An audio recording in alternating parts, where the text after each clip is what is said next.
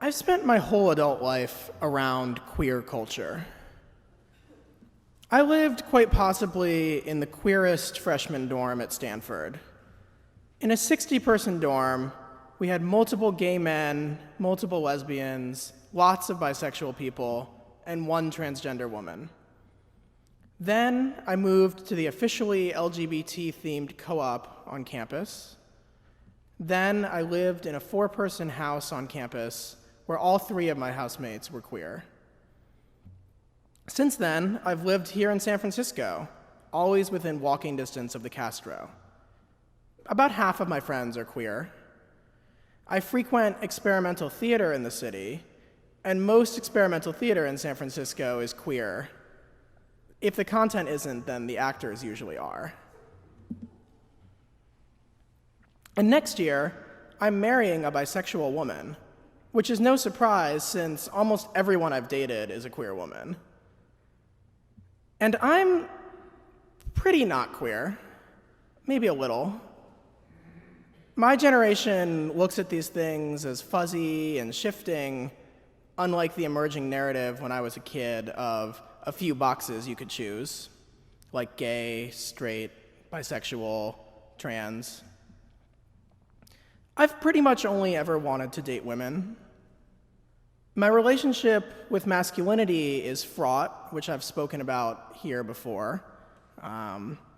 In short, I wish gender weren't such a big deal and didn't change how people viewed me as much, but given the world we live in, moving through it as a man works about as well for me as anything. But because of that, I've dated queer women where the traditional idea of what a man should be in a heterosexual relationship isn't quite as fixed. I'm a nurturer and a listener, and I'm not interested in always pursuing or bottling up my emotions.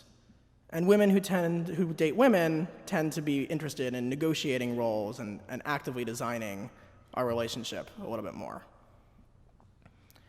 And beyond that, I just love spending time in queer spaces, steeped in queer culture, and in this queer city. A Unitarian Universalist friend of mine on the East Coast had a 30th birthday weekend this winter that I flew out for. My friend is non-binary, identifying as neither a man nor a woman, and using they/them pronouns.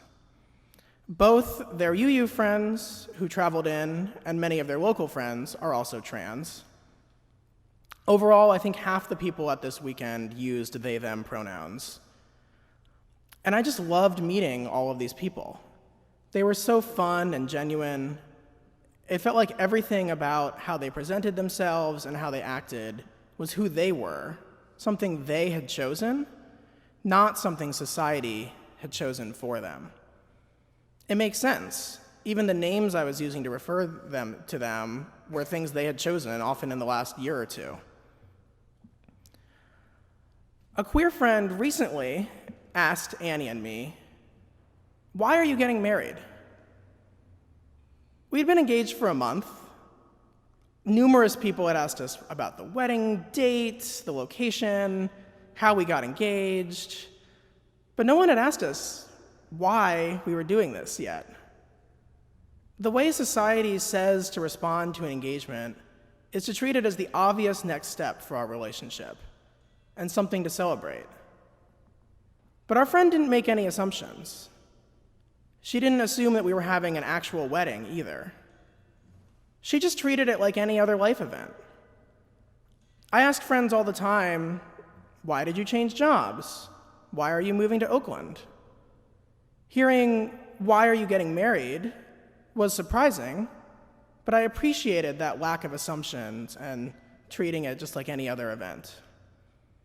And I think it really speaks to the openness and lack of assumptions that often permeates queer culture. Queer culture doesn't assume that my masculinity or my attraction to women means what mainstream society thinks that it should. Why should queer culture assume that my engagement has an obvious meaning? Pride season often prompts me to wonder about whether I'm part of the queer community or not. Whether my discomfort with my masculinity and ways that I break out of boxes is enough to count. But I do my best not to worry about that binary classification either. I know that I love a lot of queer people and fit in well in heavily queer spaces. I know that next year, when I marry a bisexual woman, we'll have a lesbian officiant, and about half the people standing up on my side will be queer. I know that I'll be wearing an engagement ring too, and I know that Annie and I will take a queer approach to planning the wedding, really thinking about what we want the wedding to be like, rather than taking society's assumptions and traditions for face value.